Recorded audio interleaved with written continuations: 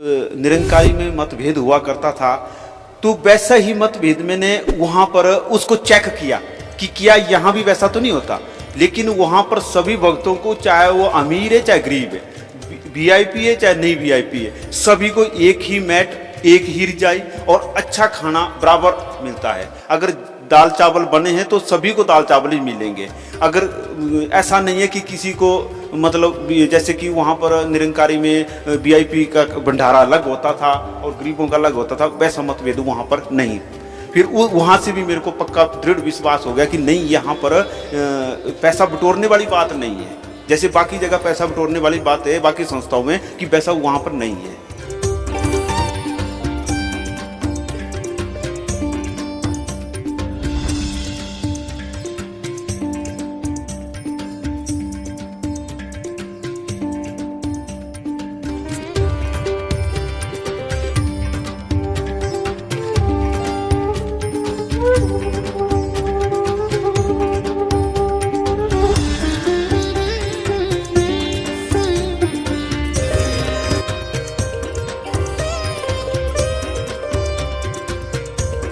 सत साहिब जी।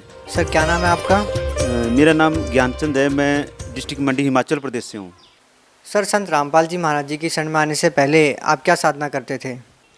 सर मैं शुरू से ही भक्ति में, शुरू में तो देवी देवताओं की भक्ति करता था बचपन से। फिर उसके बाद मुझे लाइन मिल गई ब्रह्मा कुमारी संस्था में मैं 5-6 साल तक रहा।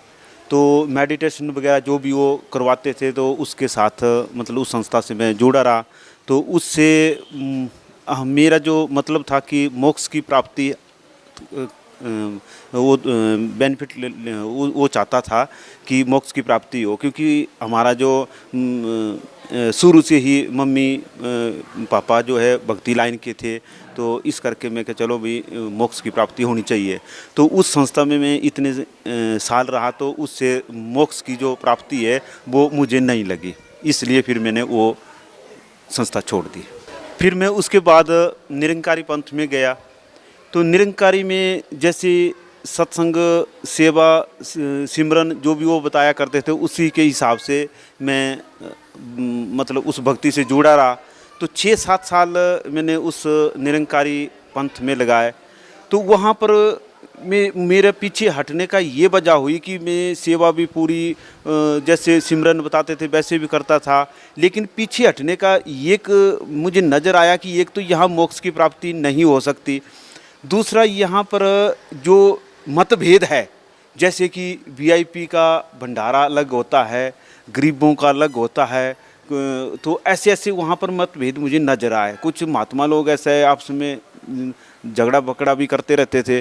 तो मैंने बोला जब ये संस्था के साथ जुड़े हुए हैं, यहाँ मोक्ष की प्राप्ति की बात करते हैं, खुद ये आपस में लड़ाई करते हैं, और यहाँ गरीबों को अलग, वीआईपी अलग, भंडारों में भी, चावलों में भी इतना फ़र्क होता था।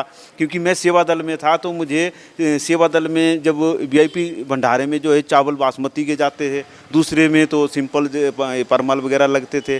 तो उसी वजह से मैंने सोचा यहाँ भी जब परमात्मा के दरबार में ही मतभेद हो रहा है, तो फिर ये मोक्ष का यहाँ असंभव है। सर आप संत रामपाल जी महाराज जी के सानिध्य में कैसे आए? ऐसा हुआ कि जब ये इस निरंकारी मिशन में जब मतभेद होने लगा, तो मेरे मन में ये ऐसी कुछ, मैंने बोला ये परमात्मा वगैरह ये कुछ ऐसे ही लगता है मेरे को, ये कुछ नहीं है, बस अपना खाओ पियो, बस यही है। भक्ति के तो रास्ते जहाँ भी देखो चोर बुजारी ठगी बस यही चली हुई है। तो मैंने क्या किया, फिर थोड़ा बहुत शराब पीना शुरू कर दिया। तो एक दिन मैंने ऐसे में शराब पी रहा था, तो बीच में एलसीडी लाया था उस टाइम। तो मैं उसको ऐसे देख रहा था कि पी भी रहा था, तो साथ में वो चैनल लगा दिया मैंने, कुदरती वो चैनल साधना चैनल लग गया। तो जैसे साधना चैनल लगा, वहाँ पर संत रामपाल जी महाराज वहाँ पर डिटेल से बता रहे थे, क्योंकि किताबें तो मेरे पास पहले ही पढ़ी रहती थी। हर जहाँ भी मुझे, चाहे आसाराम की हो, चाहे किसी भी संस्था की किताबें मैं ला के रखता था, उससे पढ़ता रहता था कि कहाँ पर क्या है।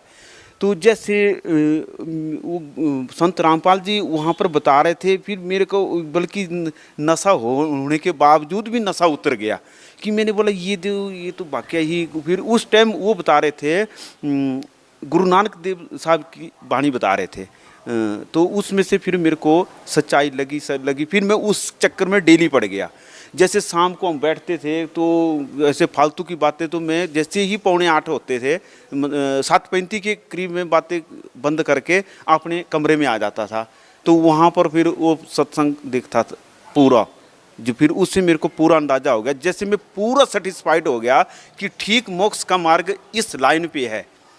तो तब फिर मैं 2012 में फिर संत रामपाल जी महाराज जी की शरण में गया। सर जैसे कि पहले आप ब्रह्मा कुमारी पंथ से जुड़े, फिर आप निरंकारी मिशन से जुड़े, फिर आपने संत रामपाल जी महाराज जी से नाम दीक्षा ली। सर आपको इनमें क्या भिन्नता लगी? वहाँ पर भिन्नता जैसे निरंकारी में मतभेद हुआ करता था, तो वैसा ही मतभेद मैंने वहाँ पर उसको चेक किया कि क्या यहाँ भी वैसा तो नहीं होता। लेकिन वहाँ पर सभी भक्तों को, चाहे वो अमीर है चाहे गरीब है, वीआईपी है चाहे नहीं वीआईपी है, सभी को एक ही मैट, एक ही रजाई और अच्छा खाना बराबर मिलता है। अगर दाल चावल बने हैं तो सभी को दाल चावल ही मिलेंगे। अगर ऐसा नहीं है कि किसी को मतलब जैसे कि वहाँ पर निरंकारी में वीआईपी का भंडारा अलग होता था और गरीबों का अलग होता था, वैसा मतभेद वहाँ पर नहीं। फिर वहाँ से भी मेरे को पक्का दृढ़ विश्वास हो गया कि नहीं, यहाँ पर पैसा बटोरने वाली बात नहीं है। जैसे बाकी जगह पैसा बटोरने वाली बात है बाकी संस्थाओं में, कि वैसा वहाँ पर नहीं है। सर सुना है कि वहाँ पे नाम दीक्षा के लिए पैसे लिए जाते हैं, आपने कितने पैसे दिए? ये तो बिल्कुल सरोसर झूठ है कि वहाँ पर पैसे लिए जाते हैं। तो ऐसे में मीडिया के ऊपर जैसे जो भी टेलीविज़न पर समाचार वगैरह आते थे या कोई प्रोग्राम लगता था, अब मुझे उसके ऊपर भी शंका होने लग गई कि ये लोग सारा झूठ बोलते हैं। क्योंकि ये मैं पहले इनका सच मानता कि जो टीवी में प्रोग्राम आता है, समाचार आते हैं, कुछ भी है वो सच्चे होते होंगे। लेकिन जब हम बरवाला संत रामपाल जी महाराज की शरण में गए, वहाँ पर प्रथम नाम लिया, फिर सतनाम लिया, तो हमारे से तो 25 पैसे, 1 रुपये तक, 25 पैसे तक नहीं मांगे गए। वहाँ पर सब कुछ व्यवस्था फ्री है, लेकिन ये तो सरोसर झूठ है कि वहाँ पर पैसे लिए जाते हैं। सर संत रामपाल जी महाराज जी की शरण में जाने के बाद आपको क्या क्या लाभ मिले? लाभ तो बहुत है, लेकिन ऐसा है कि मैं खास जैसे सुना देता हूँ। वैसे तो दिन में कई लाभ होते रहते हैं, फिर भी एक दिन ऐसा हुआ कि हम घर से गए और सुंदरनगर गए। सुंदरनगर से हमने लड़की साथ थी, तो सुंदरनगर से जैसे वापस आए, घर पहुंचने ही वाले थे, हमारा इतना जोर का एक्सीडेंट हुआ कि उतने एक्सीडेंट से अपने पड़ोसी के जो बेचारा वो बाइक से वो मर गया। लेकिन हमारा उससे भी ज़्यादा खतरनाक एक्सीडेंट हुआ। तो हमारे को, मैं तो सड़क में गिर गया, लड़की सड़क से साइड में गिरी। लेकिन मेरे को थोड़ी सी खरोंच आई और लड़की को तो बिल्कुल भी कुछ नहीं हुआ। तो फिर बाद में जैसे हमारी आपस में बात लगी, मैं थोड़ी देर के बाद अब स्कूटी को तो हमने छोड़ दिया शोरूम में ठीक करने के लिए। फिर हमारी आपस में बात हुई तो लड़की ने बोला कि मेरे को ऐसे गुरुजी सफ़ेद कपड़े में दिखाई दिए, संत रामपाल जी महाराज, और उन्होंने नीचे से मुझे ऐसे किया था। तो जैसे फिर मेरा और विश्वास बढ़ गया कि देखो, इस एक्सीडेंट से तो बचने की तो उम्मीद थी ही नहीं, क्योंकि नीचे को डंखार थी। हम अगर कोई 10-12 इंच अगर आगे गिरते तो डंखार से मर जाते। लेकिन सर ये एक्सीडेंट कब हुआ? ये कोई 5-6 महीने पहले हुआ है। सर जैसा कि संत रामपाल जी महाराज जी के आशीर्वाद मात्र से श्रद्धालुओं के भयंकर से भयंकर रोग दूर हो जाते हैं, लेकिन सर अब संत रामपाल जी महाराज जी जेल में हैं, तो क्या सर श्रद्धालुओं को वैसे ही लाभ होंगे जैसे बरवाला की घटना से पहले होते थे?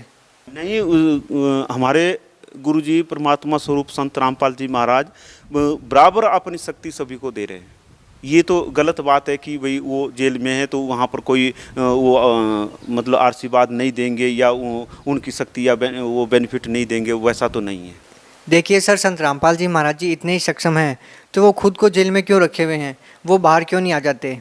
ये तो ऐसा है कि ये तो अब परमात्मा की कृपा। जैसे कबीर साहिब जी पहले आए तो उनके ऊपर भी इतनी भारी अत्याचार किए गए कि पूछो मत, कि मतलब कुएं तक उनको दबा के रख दिया।